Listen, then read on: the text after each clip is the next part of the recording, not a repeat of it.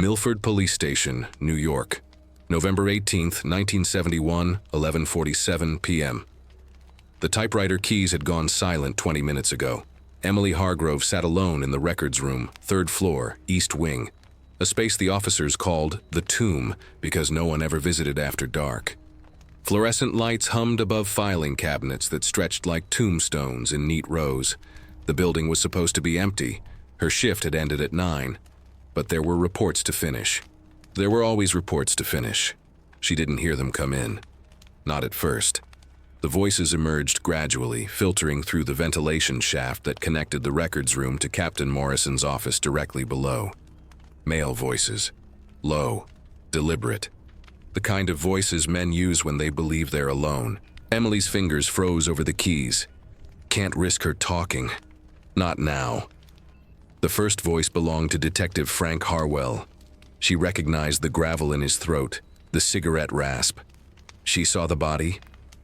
The second voice was younger. Officer Tim Brennan. 3 years on the force. Emily had typed his commendation last month. She was there. Wrong place, wrong time. Martinez panicked.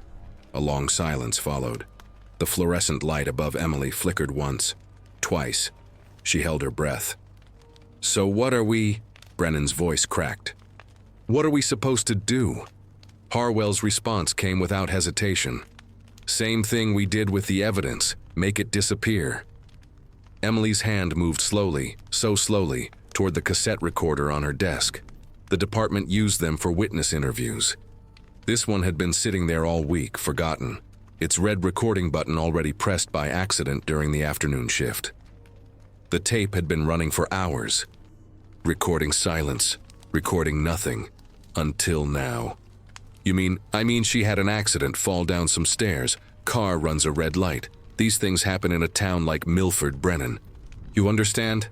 The tape reels turned, barely audible, a whisper of motion in the dead air. Emily's heart became a fist inside her chest. She understood what she was hearing.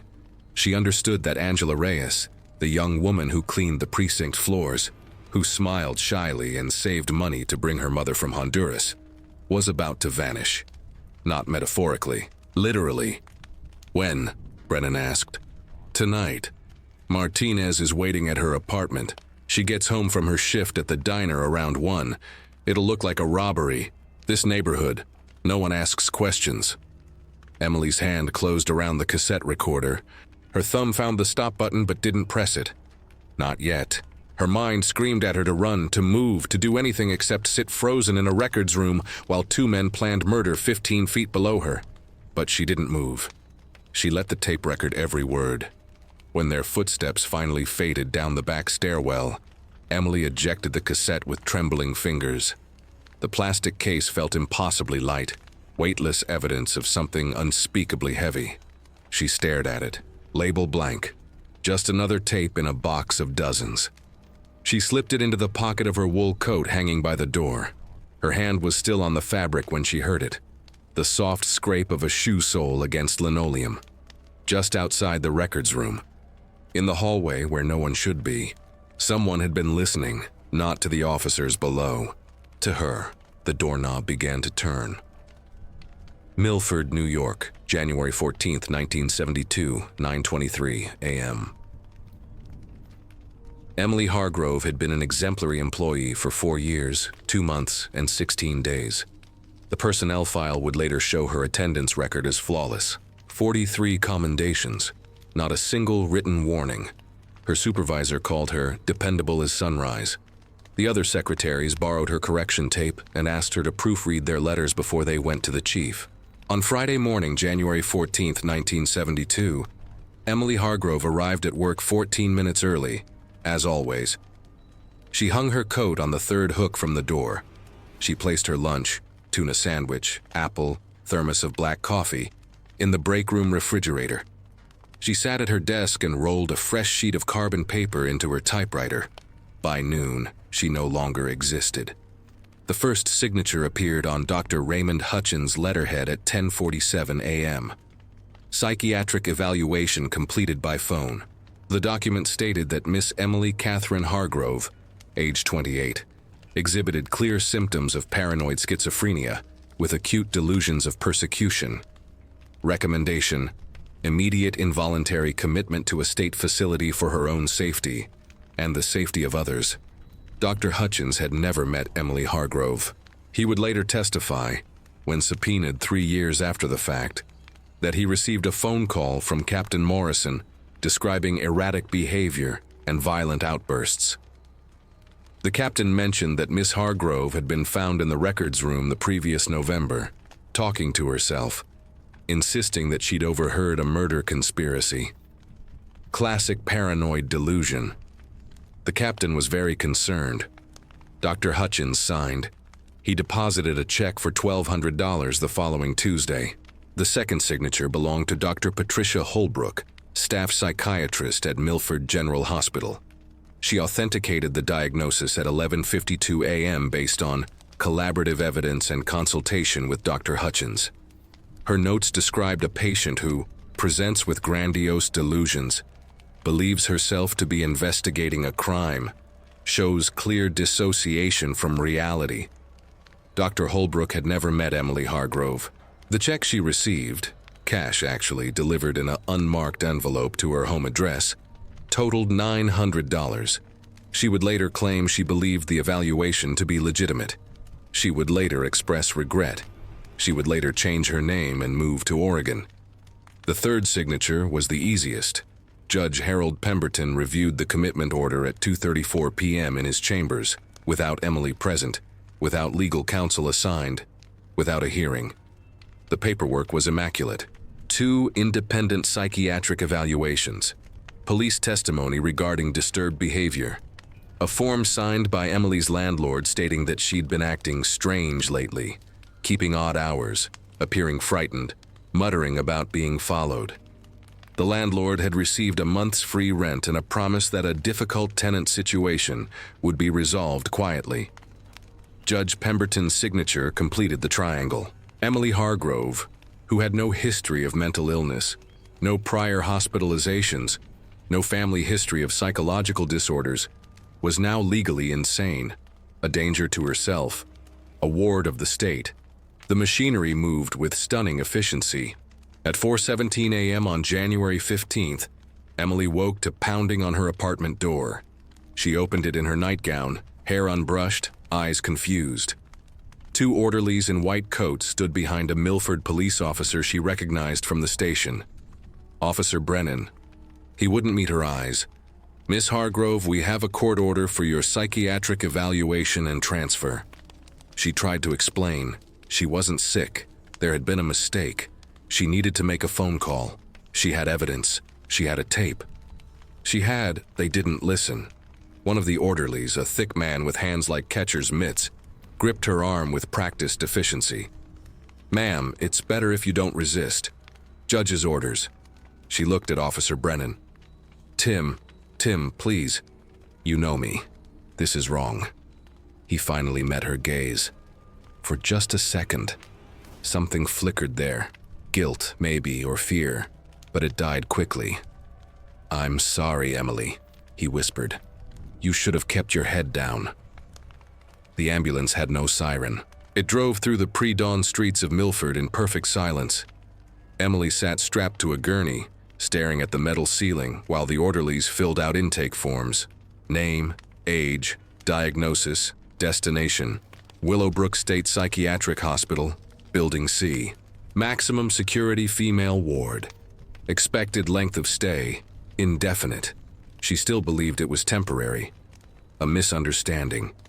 Someone would realize. Someone would check. Someone would care. The ambulance crossed into Staten Island as the sun rose over the frozen Hudson River.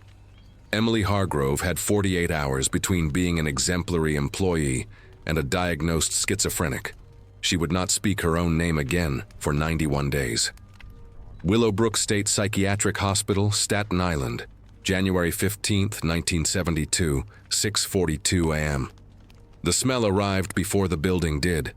Disinfectant, industrial strength, the kind used in morgues and slaughterhouses. But underneath, something organic and rotten, urine that had soaked into concrete over decades.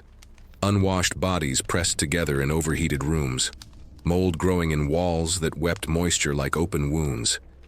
Emily inhaled and tasted despair. Building C stood apart from the main complex, a brutalist concrete structure surrounded by chain-link fence topped with razor wire. No architectural pretense here, no columns or curved windows suggesting healing or hope, just geometry. Hard angles, a cube designed to contain. The intake process took 11 minutes.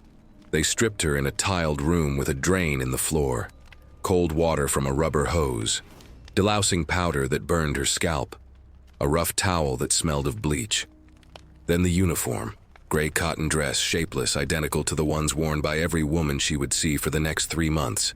No underwear, no bra, no shoes, just canvas slippers that whispered against the floor like secrets dying. Name? The attendant was a woman in her 50s, face creased with indifference. Emily Hargrove, but there's been a mistake. Number. The attendant didn't look up from her clipboard. You're 14C72. Repeat it. I'm not. Repeat the number. Emily's voice came out smaller than she intended. 14C72. Good. You'll learn. They walked through corridors that seemed to extend beyond the laws of architecture. Fluorescent lights every 12 feet, half of them dead or flickering. The walls were painted institutional green up to shoulder height, then white above. A two-tone design that made Emily's eyes hurt. Doors lined both sides. Metal, locked, each with a small reinforced window at eye level. Faces appeared in those windows as they passed, pale, hollow, watching. Some of the women pressed against the glass. Others simply stared with the empty patience of people who had learned that looking costs nothing and changes even less. One woman, young, maybe 19, mouthed words Emily couldn't decipher. A warning, a welcome, a prayer. The sounds built gradually, moaning from behind closed doors. Someone screaming the same word over and over. Tuesday, Tuesday, Tuesday. Footsteps echoing from unseen corridors. The rhythmic bang of someone's head against a wall, steady as a heartbeat. And underneath it all, a collective murmur. Dozens of voices blending into a single sustained note of suffering. They stopped at a door marked only with the number 14. The attendant selected a key from the ring at her belt. Maximum security isolation. Judge's order says you're a flight risk, violent tendencies. That's not true. I've never... 3 months minimum evaluation. You cooperate, maybe you get moved to general population. You cause problems.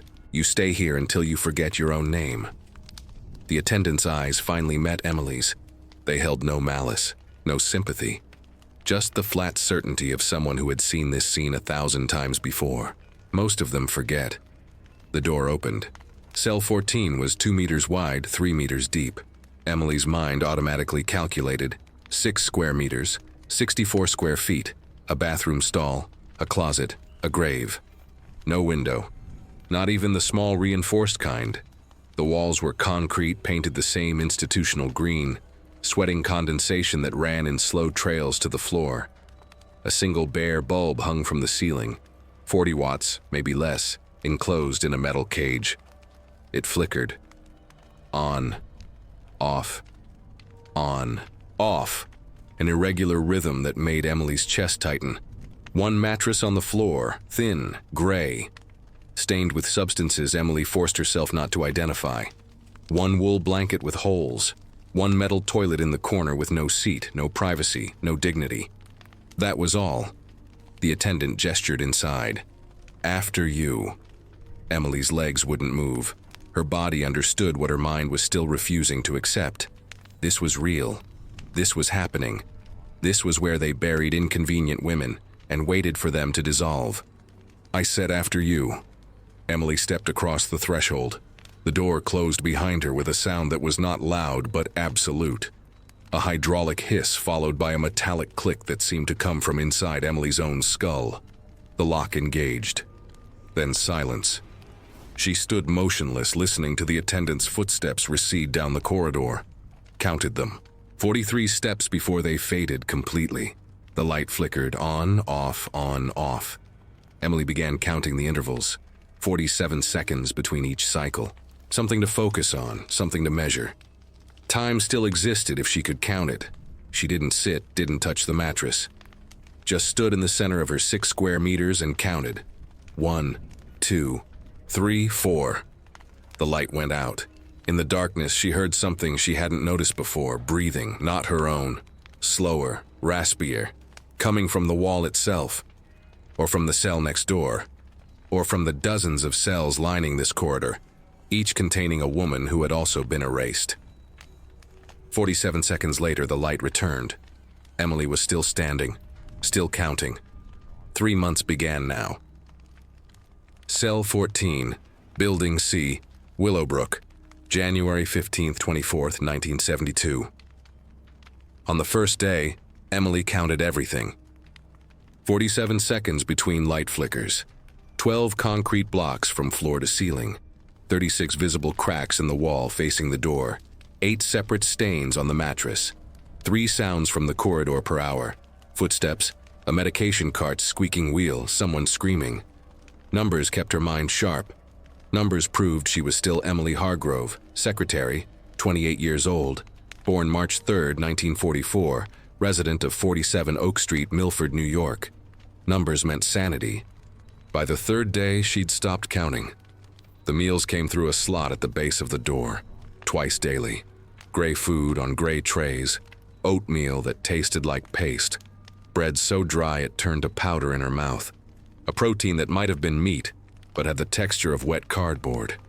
She ate because her body demanded it, but she couldn't remember the taste 5 minutes later. Water came from the toilet tank. She learned to cup her hands and drink before flushing. The water tasted metallic, chemical, like swallowing rust. Sleep became impossible to distinguish from waking. The light flickered day and night without change. No window meant no sun. No sun meant no morning. No morning meant time had stopped having meaning. She would close her eyes and open them, and the light would still be flickering, and she couldn't say if she'd slept for minutes or hours. On day 5, or what she believed was day 5, they came for her. 2 orderlies, male. They didn't speak, just grabbed her arms and half-carried, half-dragged her down the corridor to a room marked treatment. The walls were tiled white. A metal examination table sat in the center, leather restraints hanging from its sides like dead limbs. Dr. Vernon Price entered wearing a white coat so clean it seemed to glow. He was 60, maybe older, with silver hair and the calm expression of a man who had long ago stopped seeing patients as people. "Miss Hargrove, I'm here to evaluate your condition." He opened a file. Her file. "It says here you believe the police are trying to kill you, that you've been framed. Classic paranoid delusions." "It's not a delusion. I have evidence. There's a tape." "Of course you do." He made a note, didn't look up. "Tell me about the voices." "What voices? I don't hear." "The report says you were found talking to yourself in the records room, responding to voices only you could hear." "That's a lie. I was alone. I was working." Another note. "Denial is common in cases of acute psychosis. We'll start with chlorpromazine, 50 milligrams twice daily.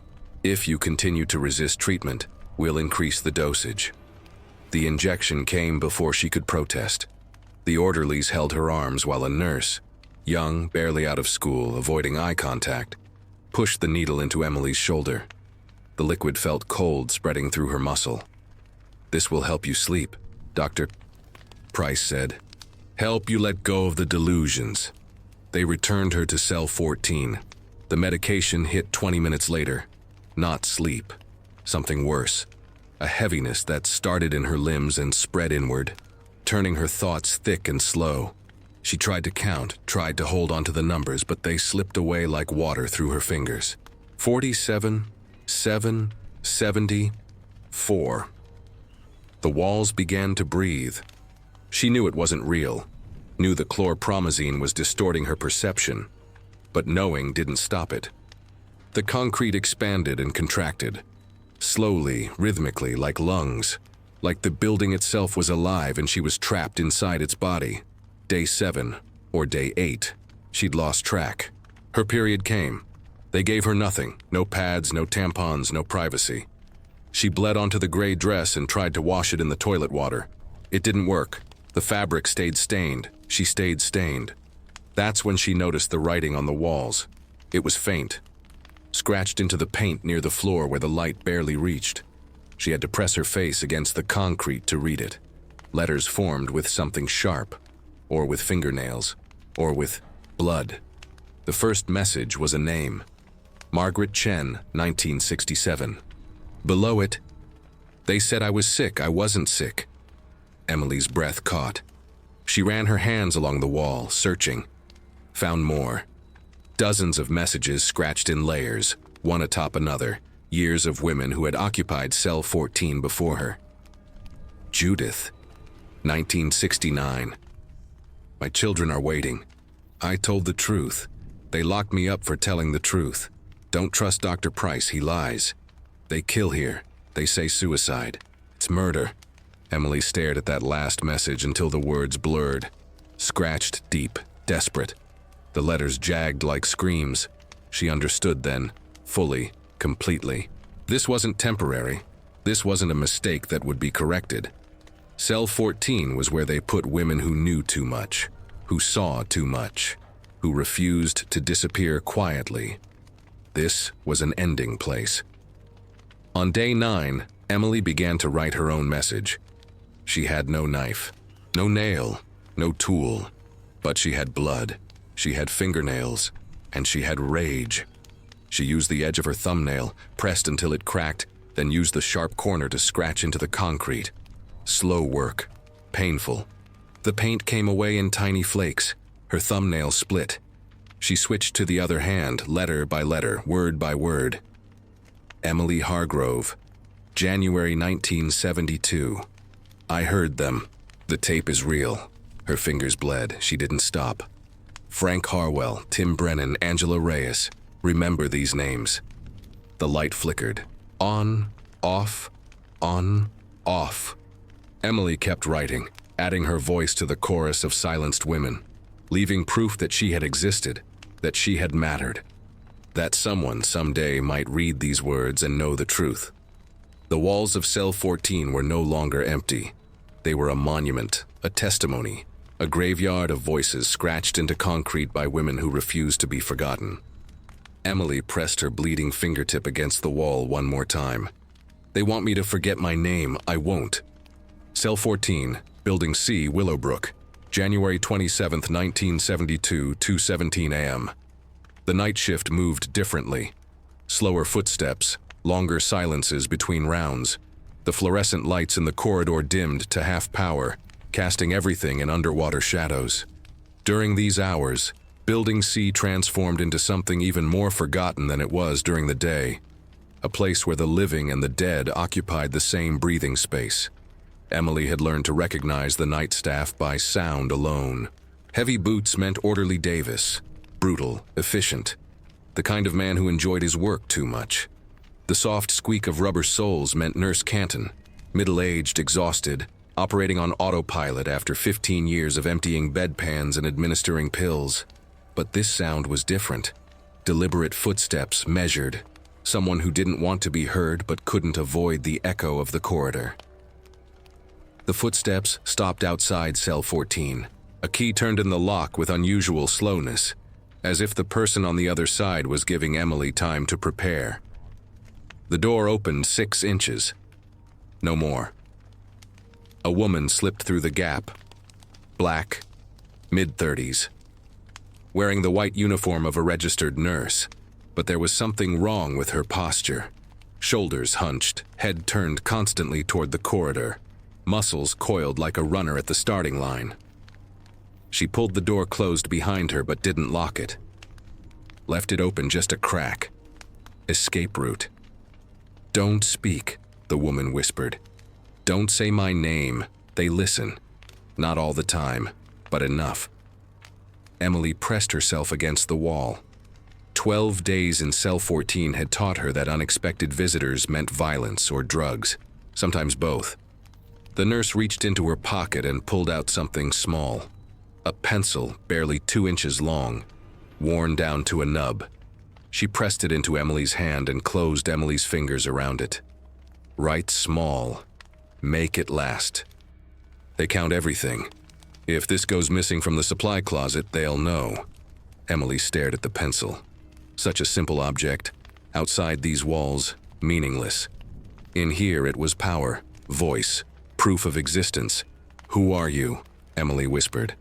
The nurse shook her head sharply. "I told you, no names. You write it down, they find it. I disappear just like you did." She paused. "But you can call me R. That's all you need." "Why are you helping me?" R's jaw tightened. "Because I've seen what happens to women like you. Women who knew something. Women who saw something. They bring you here. They pump you full of chemicals until you forget your own face. And then they write suicide on the death certificate." She glanced at the door. "I've signed 14 of those certificates. 14 women who didn't kill themselves." The number hung in the air like smoke. "Building C isn't just a psychiatric ward," R continued, her voice dropping even lower. "The first 2 floors, yes. Overcrowded, understaffed, typical state hospital nightmare. But the basement..." She stopped, started again. "The basement is something else." Emily's throat tightened. "What's in the basement?" "A laboratory, government-funded. Started back in the 60s when everyone was terrified of the Soviets and chemical warfare. They needed test subjects. Prisoners were too visible. Dead bodies couldn't provide live data. But mental patients?" R's expression twisted. "Who questions a schizophrenic who says the doctors are experimenting on them?" The pieces began clicking together in Emily's mind. The perfect crime, the perfect cover. Lock away the inconvenient, the vulnerable, the silenced, then use them as raw material. R pulled something else from her pocket. A paper napkin, folded into a tight square. She unfolded it carefully, revealing a crude map drawn in ballpoint pen. Building C, 3 floors above ground, 1 below. Basement access is through the west stairwell, doors always locked. Only Dr. Price and the senior staff have keys. They take patients down between 2 and 4 a.m. Always the same pattern. Always when most of the staff is on break. R pointed to a section of the map marked with an X. This is where they keep the records. Patient logs, test results, dosages. Everything they don't want in the official files. "How do you know all this?" "Because I work the night shift. Because I'm invisible. Black woman in a white hospital in 1972. They don't see me unless they need something cleaned or someone held down." Her voice carried no self-pity, just cold assessment. "I've been watching for 2 years, taking notes, trying to figure out how to stop it without ending up in a cell like this one." Emily looked at the map, then at the pencil in her hand, then at R's face.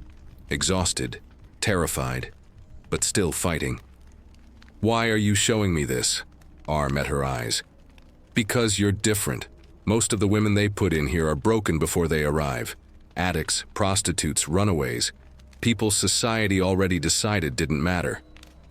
But you?" She gestured at the wall where Emily had scratched her message. "You're fighting. You're documenting. You're not trying to survive. You're trying to take them down. I can't get out of this cell. Not yet, but you will. They always move patients eventually. Too much isolation makes even fake diagnoses look suspicious. When they transfer you to general population, you'll have access to the stairwells, the day rooms, the places where information moves." R refolded the napkin and pressed it into Emily's other hand. "Hide this, memorize it, then destroy it." Footsteps echoed from somewhere down the corridor. R's entire body tensed. "I have to go. Don't try to contact me. Don't acknowledge me if you see me during the day. I can't help you if I'm locked up too." She moved toward the door, then paused. "One more thing. Dr. Price knows who you are. He knows why you're really here. He bragged about it to the senior staff. Called you a problem that got solved." The footsteps grew louder. R slipped through the door and closed it silently. The lock clicked. Emily heard her footsteps retreating, casual now, unhurried. The sound of a nurse finishing her rounds. Emily stood alone in cell 14, holding a pencil stub and a map to hell. The light flickered. On, off. Zonofo. But for the first time since the door had closed 12 days ago, Emily smiled. She wasn't alone anymore. Somewhere in this building, another woman was counting bodies and taking notes. Another woman remembered her own name. Building C, Willowbrook, February 3rd, 1972, 2:43 a.m. They came for Emily on day 19.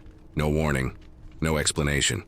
Just the door opening and two orderlies entering with the flat affect of men performing routine maintenance. One carried leather restraints, the other held a clipboard.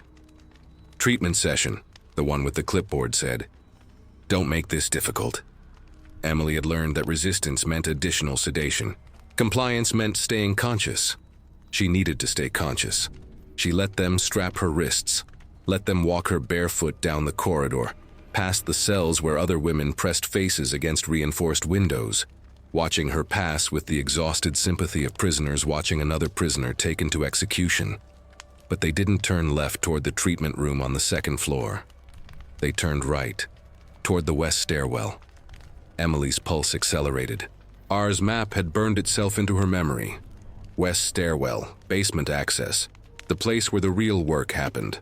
The stairwell door required 2 keys. Both orderlies had to use theirs simultaneously. A security feature, making sure no single person could access the basement alone. Making sure there were always witnesses, or accomplices. The stairs descended into air that tasted different, colder, chemical. The walls changed from institutional green to bare concrete. No windows, no natural light at all, just bulbs and wire cages every 10 feet, casting shadows that seemed to move independently of the people creating them. At the bottom, a corridor stretched 50 yards, doors on both sides, each marked with numbers, not names. 001 through 024. Research protocol. Clinical precision. The language of science used to disguise atrocity. They stopped at door 007. Inside, the room resembled a hospital examination suite, if hospitals were designed by people who had forgotten what healing meant. Chrome examination table in the center. Medical equipment against the walls. Cabinets labeled with pharmaceutical names Emily didn't recognize. And sitting in the corner, nearly invisible in the shadows, a cage. Not a cell. A cage. The kind used for large animals. Someone was inside it. Small, child-sized. Wearing a gray hospital gown identical to Emily's. A number stenciled on the fabric, 0013. Dr. Price entered through a side door, flanked by 2 nurses Emily had never seen before. Younger, harder. The kind of people who had applied to work at Willowbrook specifically because they wanted access to patients who couldn't report them. Miss Hargrove, thank you for joining us. Dr. Price gestured to the examination table. Please sit. This won't take long. Emily sat. The leather restraints remained on her wrists, now clipped to rings on the table's sides. Immobilized. Displayed. Dr. Price opened a file, her file. Your resistance to treatment concerns me. 19 days and you still maintain your delusions. Still insisting you're not mentally ill. That's remarkably stubborn. He looked up. Or remarkably lucid. Emily said nothing. We've been conducting research here at Willowbrook for several years. Groundbreaking work, pharmaceutical trials, behavioral modification studies. The state doesn't fund it directly. Too much paperwork, too many oversight committees. But there are private entities interested in our findings. Defense contractors, intelligence agencies. They need to understand how the human mind breaks, and how to break it efficiently. He walked to one of the cabinets and withdrew a small vial filled with clear liquid, held it up to the light. This is the 3rd generation of a compound initially developed for military applications. It's designed to fragment memory, specifically traumatic memory. The theory is elegant. Soldiers experiencing severe PTSD could have the traumatic events erased, allowing them to return to duty without psychological damage. He turned to Emily. The problem is testing. You can't exactly advertise for volunteers to have their memories destroyed. But you can use patients who are already considered unreliable witnesses, who are already diagnosed as delusional. If they report memory loss, cognitive disruption, identity fragmentation, well, that's just their mental illness progressing, isn't it? Emily's eyes moved to the cage, to the figure inside. Patient 0013 was a girl, 12 years old, maybe 13. Hispanic features, hair matted, eyes unfocused. She sat perfectly still, staring at nothing, mouth slightly open. Drool ran down her chin. No one had wiped it away. Patient 0013 has been with us for 7 months, Dr. Price continued. Admitted for behavioral problems. Truancy, talking back to teachers. Her mother signed the commitment papers believing we would help her daughter. He paused. We've administered 43 doses of the compound. She no longer remembers her name, or her mother, or that she was ever a child with a life outside these walls. The room tilted. Emily felt bile rise in her throat. Why are you telling me this? Dr. Price smiled. It didn't reach his eyes. Because you're smarter than most of our test subjects. You documented what you saw. You kept evidence. You're the kind of person who would expose us if given the chance. He set the vial down. I'm telling you this so you understand the stakes. What you witnessed in Milford, the police corruption, the murder, whatever you think you have proof of, none of it matters. Because you're here now, and here we control reality. He picked up a syringe, drew liquid from the vial. This is your first dose. By the time we're finished, you won't remember the tape. Won't remember Angela Reyes. Won't remember that you were ever anyone except patient 14C72, paranoid schizophrenic, committed indefinitely. Emily's restraints cut into her wrists as she pulled against them. You can't do this. There are laws. Laws protect people, Miss Hargrove. You're not a person anymore. You're a number in a file that no one reads. He approached with the syringe. Hold her still. The nurses moved in. One grabbed Emily's arm. The other pressed her shoulder down against the table. Emily's eyes locked onto patient 0013, the girl who had been erased. The child sitting in a cage, drooling, staring at nothing, because she had been inconvenient to someone. Their eyes met, for just a second, and Emily saw something she hadn't expected. Recognition, not of Emily specifically, but recognition of what was about to happen. The girl had been conscious enough, long enough to watch this scene play out dozens of times with other patients. She had become a witness to her own annihilation, and to everyone else's. The needle pierced Emily's skin. Dr. Price depressed the plunger slowly. The first dose is always the hardest. You'll experience disorientation, time distortion. Fragments of your identity will feel distant, like memories of someone else's life. That's normal. That's the compound working. The liquid entered Emily's bloodstream cold as winter rain. By dose 5, you'll start to doubt your own name. By dose 10, you'll forget why you're fighting. By dose 20, he withdrew the needle. Well, you can see the results for yourself. He gestured toward the cage, toward patient 003, toward what Emily would become. As they unstrapped her and dragged her back toward the stairwell, Emily turned her head one last time. Patient 0013 was still staring, still conscious somewhere behind those empty eyes. And Emily understood. The girl wasn't catatonic, she was trapped. Imprisoned inside a body that no longer obeyed her. Inside a mind that no longer held her own memories. She was buried alive inside herself. The orderlies hauled Emily up the stairs, back to cell 14. The chemical cold spreading through her veins, fragmenting thought, dissolving certainty. As the door closed, Emily clutched the wall, found the pencil hidden in the mattress seam, wrote with fingers that could barely hold the nub. Basement, room 007, patient 0013. They erase memory, Dr. Price knows everything. The words blurred. Her handwriting disintegrated into scrawls, but she wrote it, before the compound could steal it away. Proof. For someone, someday.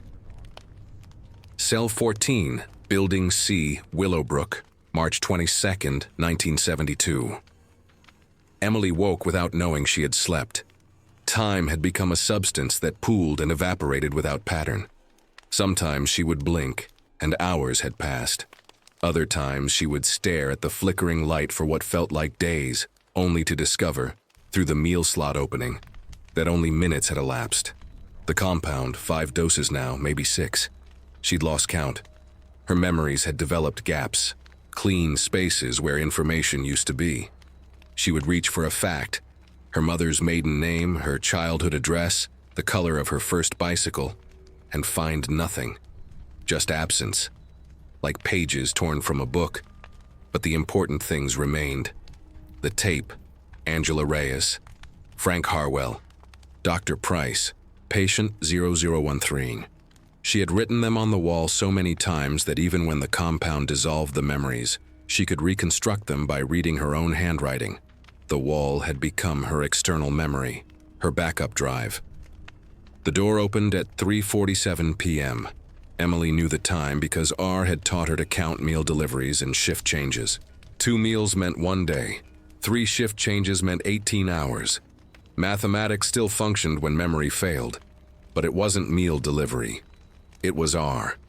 The nurse entered quickly, propped the door with a folded towel to prevent it from locking, and knelt beside Emily. She pressed 2 fingers against Emily's wrist, taking her pulse. Professional. Anyone watching the security corridor would see a nurse performing routine patient assessment. "Listen carefully," R whispered. "I don't have much time. They're accelerating your treatment. Dr. Price ordered daily doses starting tomorrow. He wants you completely erased within 2 weeks." The words took several seconds to penetrate Emily's fogged consciousness. Daily doses. 2 weeks. Complete erasure. "I can't get you out," R continued. "The locks are electronic. The windows are barred. The perimeter fence is 15 feet high with razor wire. And even if you escape the building, where would you go? You have no money, no identification, no one who believes you're sane." She paused. "Physical escape is impossible." Emily's throat felt lined with cotton. "Then why are you here?" "Because there's another way out." R reached into her pocket and withdrew something small. A folded piece of paper. Hospital stationery. "If you can't escape with your body, escape with your voice." She unfolded the paper. It was a letter, blank except for the hospital letterhead at the top. "I'm going to help you write everything down. Every name, every crime, every detail of what's happening in that basement. We'll make copies. Carbon paper, the old secretarial method you know better than anyone. Then we'll smuggle them out." "How?" Emily's voice cracked. She couldn't remember the last time she'd spoken more than 3 words consecutively. "I have a friend. Works in the mailroom. He's not part of this, doesn't know what happens here. But he'll mail a letter if I ask him to." R pressed the paper into Emily's hand. "Write it. Everything. We'll address it to the New York Times, the FBI, every congressman and senator whose name you can remember. We flood the system with so much evidence they can't ignore it all." Emily stared at the paper. Her hands trembled. "What if they intercept it? Some they will, maybe most. But we only need one to get through. One letter reaching one person who gives a damn." R's jaw tightened. "Patient 013 doesn't have 2 weeks. Neither do you. This is the only option we have." Emily's fingers curled around the pencil stub she'd hidden in her mattress. The pencil R had given her weeks ago. Worn down to almost nothing now. Maybe 200 words left in it before it became too small to hold. 200 words to save her life, to save patient 0013, to expose Willowbrook. "Start with your name," R said. "Your real name, not your number. Make them see you as human before you tell them what's been done to you." Emily pressed pencil to paper. The tip shook. The letters came out jagged, barely legible, but they came. "My name is Emily Catherine Hargrove." Each word required deliberate thought. The compound made concentration feel like walking through chest-deep water. But she pushed through. "I was committed to Willowbrook State Psychiatric Hospital on January 15, 1972. I am not mentally ill. I was institutionalized because I am a witness to a murder conspiracy involving the Milford Police Department. R nodded. Keep going. Names, dates, everything. Emily wrote, slowly, painfully. Her handwriting degraded as the compound pulled at her focus, but she fought it. Wrote about the tape, about Angela Reyes, about Detective Harwell and Officer Brennan, about the fraudulent diagnosis, about Dr. Raymond Hutchins accepting $1,200 to sign papers he never verified. Then the basement, room 007, the pharmaceutical experiments, patient 0013, a 12-year-old girl reduced to a drooling shell, the memory-erasing compound, Dr. Vernon Price bragging about solving problems. She filled both sides of the paper. 400 words, every word carved out of her disintegrating mind like pulling teeth. When she finished, her hand cramped so badly she dropped the pencil. R caught it before it rolled away. Good, this is good. R folded the letter carefully, tucked it into her bra, the one place male orderlies wouldn't search during a random inspection. I'll make copies tonight. Get them in the mail by tomorrow. What if... Emily struggled to form the question. What if they trace it back to you? R met her eyes. Then I end up in a cell like this one. But at least I tried. She stood. I've been watching women disappear for 2 years, signing death certificates for suicides I know were murders. If I don't do this now, I'm complicit. I'm one of them. She moved toward the door, then paused. When they transfer me, and they will, once they figure out someone's been helping you, don't look for me. Don't try to find me. Just keep writing on these walls. Keep documenting. Because even if we both disappear, the walls remember. Ruth. Emily used her name for the first time. A violation of their agreement, but necessary. Thank you. R smiled. Sad, exhausted, already halfway to disappeared. My grandmother was committed to an asylum in Georgia in 1931, diagnosed as schizophrenic because she tried to report a white man who raped her. She touched the door frame. This is for her, and for every woman whose voice was stolen because it was too loud. She left. The towel slipped. The door closed with its familiar hydraulic hiss and metallic click. Emily lay back on her mattress, stared at the flickering light, counted to 47. Again. The letter was gone. The evidence was mobile, swimming through the bureaucracy toward daylight. But something nagged at her, something R had said. When they transfer me. Not if, when, as if it had already been decided. Emily sat up, looked at the door, listened. Footsteps in the corridor. Multiple sets, moving fast, shouting. A woman's voice, R's voice. Get your hands off me, I didn't do anything. More footsteps, scuffling, a door opening and slamming. Then silence. Emily pressed her face against the door's small window. Saw orderlies walking away. Saw one of them holding R's nurse badge. Saw them turn the corner toward the east wing, the isolation wing, where nurses became patients, where witnesses disappeared. Emily slid down to the floor. The compound made her thoughts slow and syrupy, but one realization cut through with perfect clarity. R had known they were watching her, had known this would be her last visit to cell 14. She had delivered the letter anyway. Emily crawled to the wall, found her pencil stub, added one more line to the testament scratched into concrete. Ruth Nurse disappeared March 22nd. She tried to save us. The light flickered, on, off, on. Off. Emily counted. 1, 2, 3, 4. Somewhere in this building, R was being processed, diagnosed, erased, and somewhere outside these walls, a letter was waiting to be mailed. One letter, one chance, one voice refusing to be silenced. Building C, visiting room, Willowbrook, April 13th, 1972, 2:15 p.m. They told her she had a visitor. Emily didn't believe them at first. Day 89. 11 doses of the compound. Her memories had become a jigsaw puzzle with half the pieces missing. She could remember writing letters, or had she only dreamed that? Could remember a nurse named Ruth, or was that a hallucination induced by the chemicals? But she remembered the tape. Always the tape. The recording that had started everything. Even when she couldn't remember her mother's face or her own birthday, she remembered Detective Harwell's voice saying, "Make it disappear." The visiting room was on the first floor. Windows, natural light. Emily stood in the doorway, blinking like a cave creature dragged into sunshine.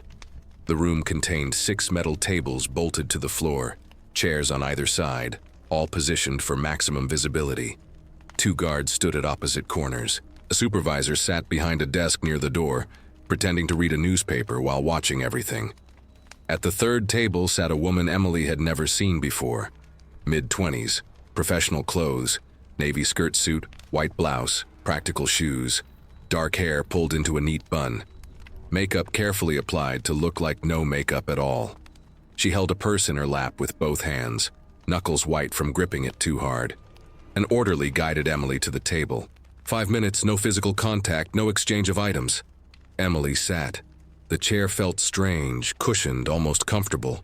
She'd grown accustomed to concrete. The woman smiled. It was too bright. Too nervous. "Emily, it's so good to see you. It's been too long." Emily stared. Her fogged mind struggled to place the face. Cousin? Co-worker? Someone from Milford?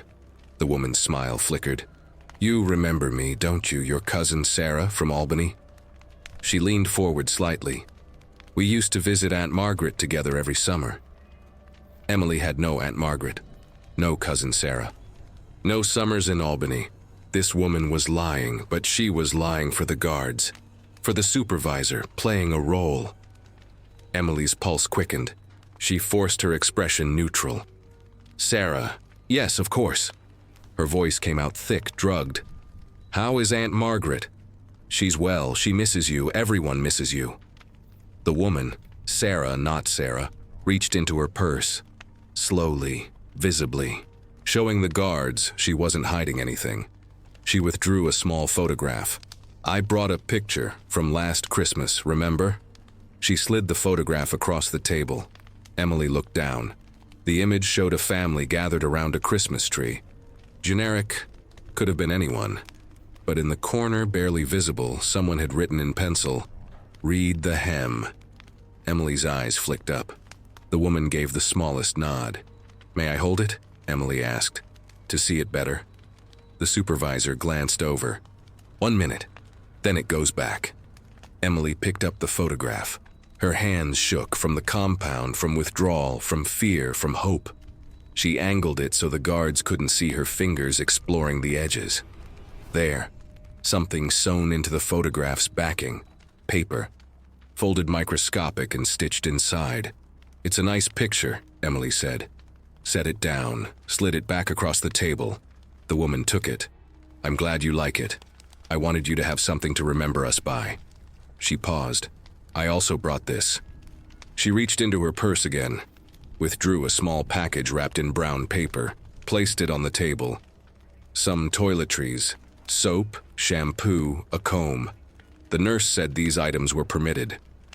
The supervisor stood, walked over, opened the package, inspected each item. Standard drugstore products, nothing suspicious. He rewrapped it, set it back on the table. "You have 3 minutes remaining," he said. The woman's professional mask cracked slightly. Emily saw something underneath. Determination, rage, fear. This wasn't a curious journalist playing detective. This was someone who understood exactly how dangerous this visit was. "Emily, I need you to know that people outside haven't forgotten you." The woman's voice dropped. "Your letters reached someone, multiple someones. There are people investigating, following the connections. It's slow. The system protects itself, but we're building a case." Emily's breath caught. The letters, ours letters. They had gotten through. "They're watching you now," the woman continued. "The publicity around Willowbrook is growing. A reporter named Geraldo Rivera has been asking questions, getting inside other buildings. It's not safe for them to—" She stopped, chose her words carefully. "To dispose of evidence as easily as they used to." Evidence. That's what Emily had become. Not a person. Evidence. "But you need to survive," the woman said. "Just a little longer. Can you do that? Emily wanted to say yes, wanted to promise survival, but 11 doses of memory-destroying compounds had taught her the difference between wanting and capability. I don't know, Emily whispered. They're erasing me, piece by piece. Soon there won't be enough left to save. The woman's eyes shimmered. She blinked rapidly, composure returning. Then hold on to one thing. Just one. Whatever matters most. Build everything else around that. The tape. Emily closed her eyes. Saw it clearly. Black cassette in a plastic case. The weight of it in her coat pocket. The sound of the reels turning. I can do that, she said. 2 minutes, the supervisor called. The woman stood, extended her hand for a formal goodbye handshake. Emily stood as well, took the offered hand, and felt something pressed into her palm. Small, metal, a key, not a door key, wrong shape, something else. Emily closed her fist around it, coughed. Used the motion to slip the key into the waistband of her gray dress. Take care of yourself, Emily. We'll see each other again soon. The woman, journalist, lawyer, whoever she really was, walked out of the visiting room without looking back. Professional, controlled. Just another concerned relative leaving another forgotten patient. Emily stood motionless, the key pressed against her skin like a brand. The orderly approached. Back to your room. They didn't search her. Why would they? The supervisor had inspected the package. The visit had been observed. Nothing suspicious had occurred. They walked Emily back through the corridors, up the stairs, down the hallway of locked doors and faces pressed against windows. At cell 14, they removed her restraints, pushed her inside, closed the door. Emily waited until the footsteps faded. Then she pulled the key from her waistband. Small, brass, numbered 007. Room 007. The basement laboratory, where patient 0013 sat in her cage, where the files were kept, where the evidence lived. Emily turned the key over in her fingers, examined it in the flickering light. Then she looked at the brown paper package they'd left with her, unwrapped it. Soap, shampoo, comb, all standard. But the comb was heavier than it should be. She turned it over, pressed the handle. It separated into 2 pieces. Inside, a second key. This one marked with a simple letter, B, basement. Emily sat on her mattress, held both keys, tried to understand what they meant. The woman had given her access to the laboratory, to the files, to patient Z013, but Emily was locked in cell 14. The keys were useless unless they moved her. You need to survive just a little longer. They were planning something, the people outside, the investigators. They needed Emily alive long enough to testify, long enough to lead them to the evidence. But first, Emily had to reach it herself. She hid the keys inside the mattress. Then she walked to her wall, found her pencil stub, added one more line to the testament. Day 89. Visitor came. Not alone anymore. They know. That night they came for her. Not for treatment, for transfer. Behavioral incident, one orderly said while the other restrained her. You're being moved to isolation. Maximum isolation. The punishment wing, where difficult patients went to be broken completely. Emily didn't resist. She let them drag her down the corridor, let them open the door to her new cell. And as they pushed her inside, she smiled. Because the new cell was on the first floor, 10 meters from the west stairwell, 10 meters from the basement. The door closed. The light went out completely. Total darkness for the first time. But Emily wasn't afraid of the dark anymore. She had keys to the places where truth lived. And she had 89 days of rage to fuel what came next. Maximum Isolation Wing, Building C, Willowbrook, April 15th, 1972, 4:47 a.m. The door opened without warning. No meal tray, no restraints, no orderlies with syringes, just sudden light flooding a cell that had been dark for 48 hours. Emily sat against the wall, knees pulled to her chest, the 2 keys pressed between her palm and thigh. She'd been waiting for the night shift, waiting for the corridor to empty, waiting for her chance to reach the basement, but they'd come for her first. Dr. Price stood in the doorway. Behind him, 2 administrators in suits. Behind them, a woman with a briefcase and the unmistakable posture of legal authority. "Miss Hargrove." Dr. Price's voice carried none of its usual clinical detachment. It was tight, controlled, afraid. "You're being released." The words made no sense. Emily stared at him, searching for the trap. Released. After 91 days. After 11 doses of memory-destroying compounds. After becoming evidence of crimes that couldn't be exposed without destroying careers and institutions. "There's been an administrative review," one of the suited men said. He didn't meet Emily's eyes. "Your commitment was found to be..." He paused, choosing words like stepping through a minefield. "Procedurally irregular. The court order has been vacated." "You're free to go," the woman with the briefcase added.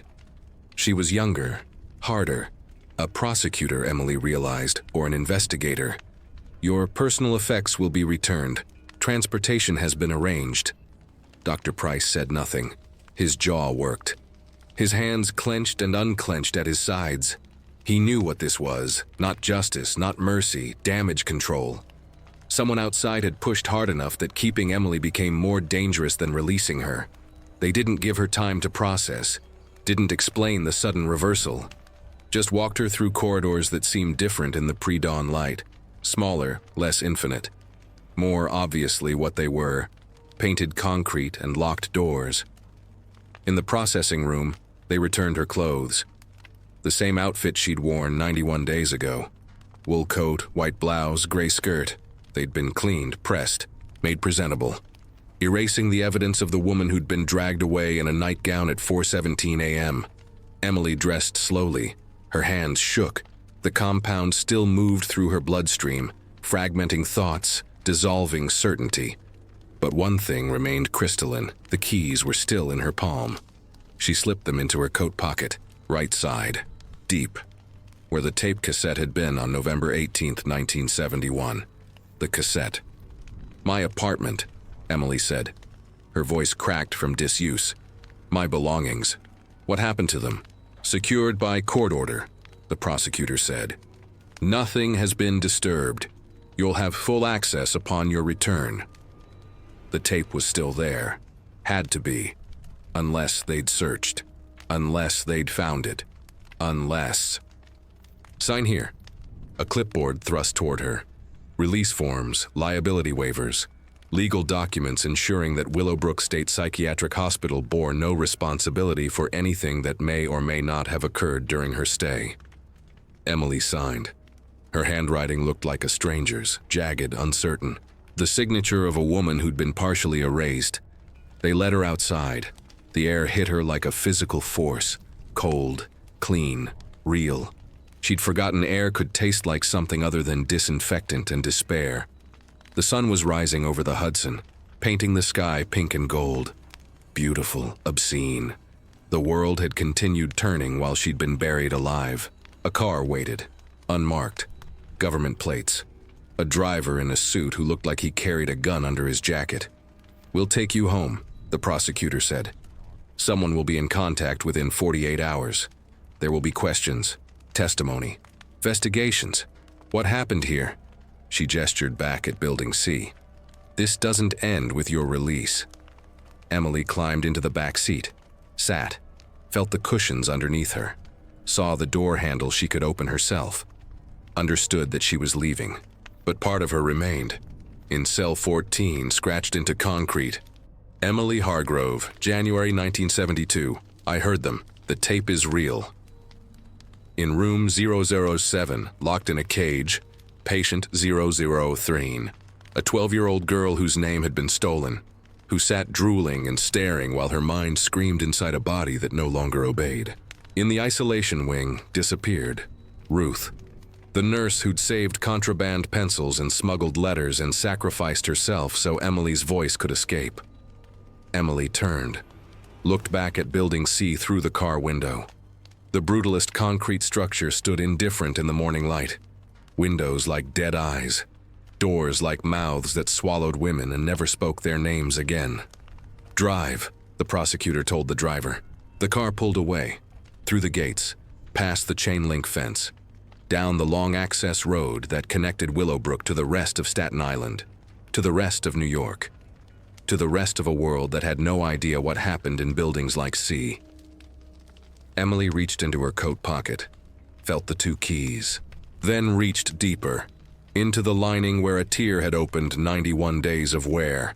She'd sewn something there during the 48 hours in maximum isolation, using a thread pulled from her mattress, using the edge of one of the keys as a needle. Paper, folded small.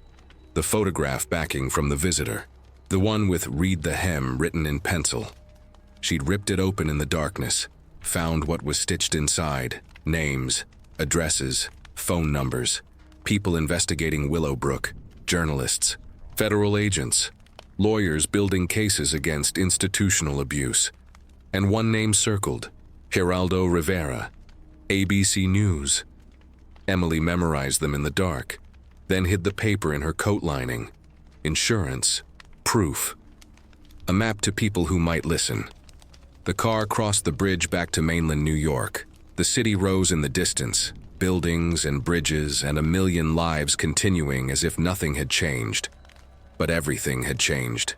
Emily Catherine Hargrove was no longer the woman who'd recorded a tape in a police station records room. That woman had believed in systems, had believed that evidence meant justice, had believed that speaking truth offered protection. The woman sitting in this car knew better. She'd been committed in 48 hours, erased over 91 days, released in 47 minutes. She was evidence that had become inconvenient to dispose of. But she was also memory that chemicals couldn't completely destroy. And she was rage that 91 days had compressed into diamond-hard clarity. The driver pulled up to her apartment building. Same street, same door, same mailbox with her name still on it, E. Hargrove, 3B. "Someone will contact you," the prosecutor repeated. Emily didn't respond, just opened the car door herself, stood on the sidewalk, felt solid ground under canvas slippers that had walked through hell. She climbed the stairs to her apartment. The key was in the envelope they'd returned. She unlocked the door. Everything was exactly as she'd left it. Coat rack, small kitchen, typewriter on the desk by the window, bed made, dishes washed. A frozen moment from January 14th, 1972. Emily walked to her closet, opened it, reached for her wool coat, the one she'd worn that final morning before the orderlies came. The cassette tape was still in the pocket. Black plastic case. Label blank. Evidence of murder conspiracy recorded accidentally by a secretary who should have kept her head down. Emily held it, felt its weight. Remembered Detective Harwell's voice. Make it disappear. They'd tried. 48 hours to erase her credibility. 91 days to erase her memory. 11 doses to erase her identity. But here she stood, holding proof, carrying keys to a basement laboratory, carrying names of people who would listen. Emily Hargrove had survived, and now she was going to haunt them. ABC News Studio, New York, January 6, 1975. 3 years after emerging from Willowbrook, Emily Hargrove sat under television lights that felt nothing like the flickering bulb of Cell 14. She wore a navy suit. Professional, composed, hair cut short in the modern style. Makeup carefully applied to cover the shadows that never quite left her eyes. She looked like what she'd become, a federal witness under protection, a survivor transformed into evidence. But her hands still shook when she held things too tightly. Across from her sat Geraldo Rivera, the investigative journalist whose expose on Willowbrook's Building 5 had ignited national outrage in 1972. But Building 5 housed children with developmental disabilities, victims whose innocence was undeniable, whose suffering photographed well for shocked audiences. Building C was different. Building C held women, difficult women, inconvenient women. Women society had already decided didn't matter. Until now. "Miss Hargrove," Rivera began, his voice carrying the gravity of someone who'd walked through hell and brought cameras. "Thank you for agreeing to speak publicly. I know the risks you're taking. Emily nodded. Behind the cameras, federal agents watched, prosecutors, representatives from the Department of Justice. And somewhere, she'd been told but couldn't confirm, members of the Milford Police Department served with subpoenas, careers already collapsing. 3 years ago, you were committed to Willowbrook State Psychiatric Hospital, Rivera continued. Can you tell us why? Emily had practiced this, rehearsed with lawyers and therapists and federal agents who'd spent 3 years building an airtight case. But now, under the lights, with millions watching, the practiced words felt insufficient. I witnessed a crime, she said, simple, direct. I was a secretary at the Milford Police Department. On November 18, 1971, I accidentally recorded a conversation between 2 detectives planning to murder a witness, a young woman named Angela Reyes. She paused, let the name breathe. Angela Reyes, who'd cleaned floors and saved money and died on January 12, 1972. Ruled an accidental death during a robbery. No investigation, no suspects, no justice. Until Emily provided the tape. When I tried to report what I'd heard, I was committed to Willowbrook in 48 hours. 3 doctors signed diagnoses without examining me. A judge approved my commitment without a hearing. I was labeled paranoid schizophrenic and locked in maximum security isolation for 91 days. Rivera leaned forward. What happened during those 91 days? This was the part Emily had fought to include. The lawyers wanted to focus on her case. Clean, sympathetic, easy to prosecute. But Emily refused. She hadn't survived Cell 14 to tell only her own story. Willowbrook's Building C wasn't just a psychiatric hospital. The basement operated as an illegal pharmaceutical testing facility. They used patients as test subjects for experimental drugs, memory suppressants, behavioral modification compounds, chemicals designed for military and intelligence applications. She reached into her briefcase, withdrew a folder, opened it to reveal photographs, grainy, taken secretly but unmistakable. Room 007. The cages, the medical equipment, patient files with coded drug trial numbers instead of names. This is patient 0013, a 12-year-old girl committed for truancy. She was subjected to 43 doses of an experimental memory-erasing compound. When I last saw her, she could no longer speak, could no longer remember her own name. She sat in a cage, drooling while her mother was told she was receiving treatment. The photographs passed to Rivera. His expression, a man who'd seen the worst humanity offered, hardened further. The doctors who ran these experiments, Emily continued, believed they were protected. They believed no one would question what happened to mentally ill patients, especially women, especially poor women, women of color, immigrants, anyone society had already decided was disposable. But you documented everything, Rivera said. I scratched messages into the walls of my cell. Other women had done the same before me. Cell 14 was covered in testimonies, names, dates, crimes witnessed, procedures endured, a monument to silenced voices. Emily's voice strengthened. A nurse named Ruth helped me. She smuggled me a pencil. She mailed letters to journalists and federal agencies. When they discovered her, she was committed as a patient. I don't know if she survived. The studio fell silent. Even the camera operator stood motionless. The tape I recorded, the evidence of murder conspiracy, was recovered from my apartment after my release. Angela Reyes' case has been reopened. Detective Frank Harwell and Officer Tim Brennan face murder charges. Dr. Raymond Hutchins, who signed my fraudulent diagnosis, is under investigation for accepting bribes.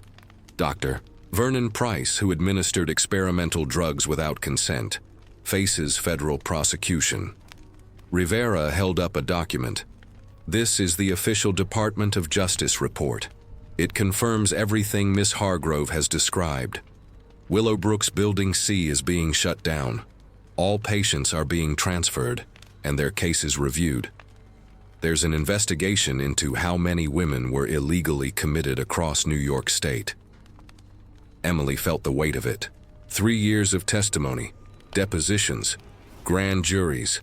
Federal investigations expanding like cracks through a rotten foundation. They'd tried to bury her. Instead, she'd become the earthquake. Miss Hargrove, what do you want people to understand about what happened to you? Emily looked directly into the camera. Imagined the millions watching. Imagined women in other institutions scratching their own messages into walls, wondering if anyone would ever hear. This wasn't one corrupt doctor or one abusive institution. This was a system designed to disappear inconvenient women. For every woman who fought back and survived, there are dozens who didn't, who died in those cells and were buried in unmarked graves, who were sterilized without consent, who were lobotomized, drugged, experimented on, and erased. She pulled out one more photograph. Cell 14. The walls covered in scratched testimony, dozens of names, hundreds of words carved by bleeding fingernails. These are the women who never returned. Margaret Chen, 1967. Judith, 1969. Ruth, 1972. And so many others whose names weren't even recorded. They deserve to be remembered. They deserve justice. Rivera turned to the camera.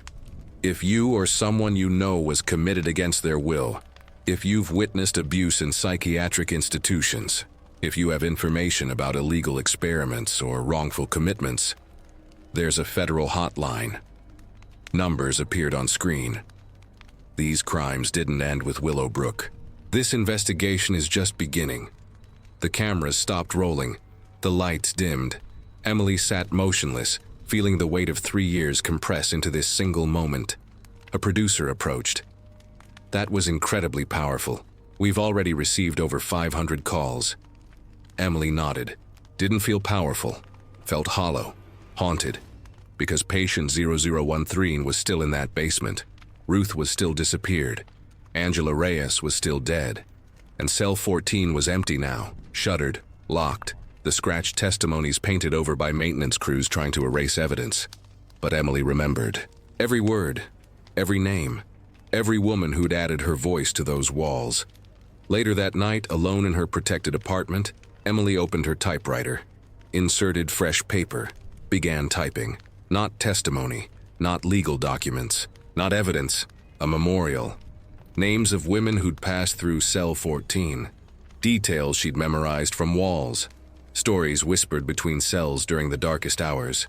She would be their archive, their witness, their voice. Because in a world that tried to erase them, someone had to remember. The typewriter keys clicked in steady rhythm. Each letter a small act of resurrection.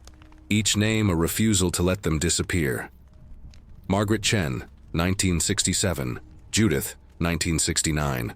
Ruth, 1972. Patient 0013. Name unknown.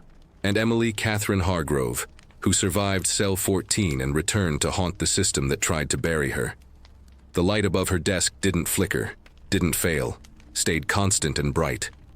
But sometimes, in the silence between keystrokes, Emily could still hear it. The rhythm of the bulb in cell 14, 47 seconds, on, off. A heartbeat that never stopped. A reminder that some echoes last forever. In a world that tried to erase them, women who never returned remembers.